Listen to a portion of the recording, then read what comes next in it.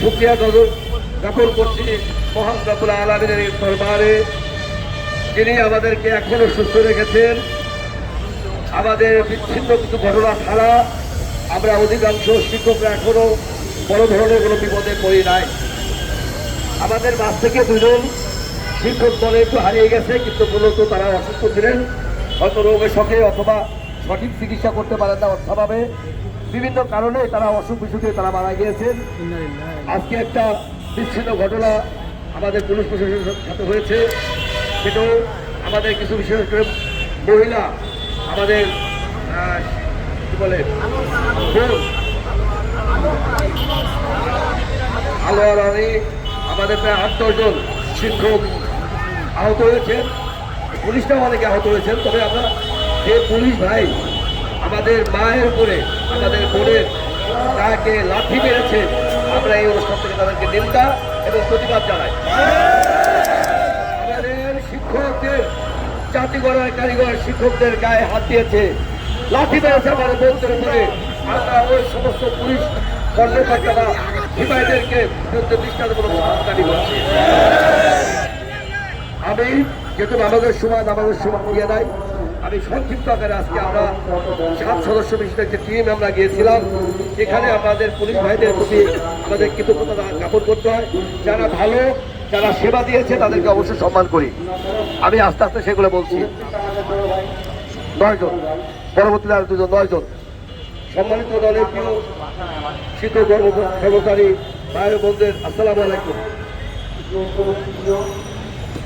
আজ অনেক প্রতীক্ষার পর মাননীয় শিক্ষা উপদেষ্টার সাথে আলোচনার জন্য আমাদের সংগঠনের 7 জন ও 2 জন 9 জন প্রতিনিধি আমন্ত্রণ পাই। আমাদের সাথে আলোচনার জন্য মাননীয় শিক্ষা উপদেষ্টা মহোদয় তার পক্ষে ইতিপূর্বে মাননীয় শিক্ষা সচিবকে ডেকে দেন, সাথে একজন যুগ্ম সচিব উপস্থিত ছিলেন। আমাদের মধ্য থেকে প্রধান সমন্বয়ক আমি প্রিন্সিপাল সেলিম মিয়া প্রাথমিক আলোচনা শুরু করি। শিক্ষা উপদেষ্টা মহোদয়ের ইতিপূর্বে আমাদের সকল কর্মসূচির খবর রাখেন বলে জানান। আমাদের প্রতিনিধি দলের সবাই একে একে আমাদের দাবি ও কর্মসূচি তুলে ধরি।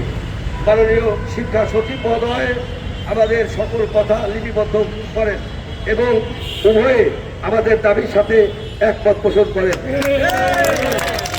আন্দোলন প্রত্যাহার করতে অনুরোধ করেন। স্বীকৃতিপ্রাপ্ত সচল সকল শিক্ষা প্রতিষ্ঠান সরকার এমপিও প্রদানের সিদ্ধান্ত নীতিগতভাবে মেনে নিয়েছেন।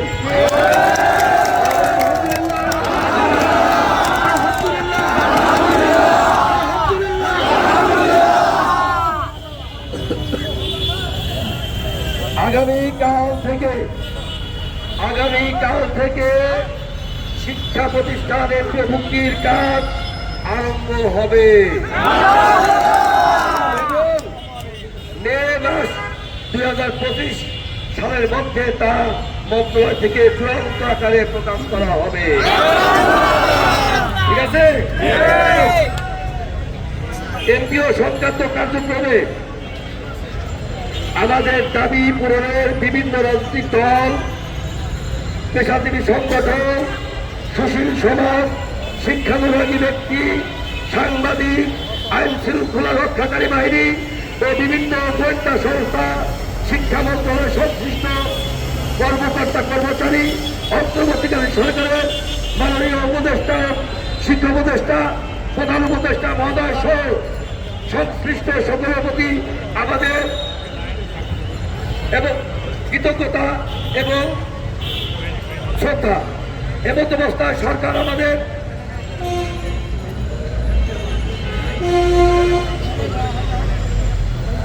আন্দোলন সংগ্রামে অংশগ্রহণকারী দলের প্রিয় শিক্ষক কর্মচারীদের যারা আহত ও অসুস্থ হয়েছে এবং চিকিৎসাধীন রয়েছেন তাদের প্রতি সমবেদনা জ্ঞাপন করছি।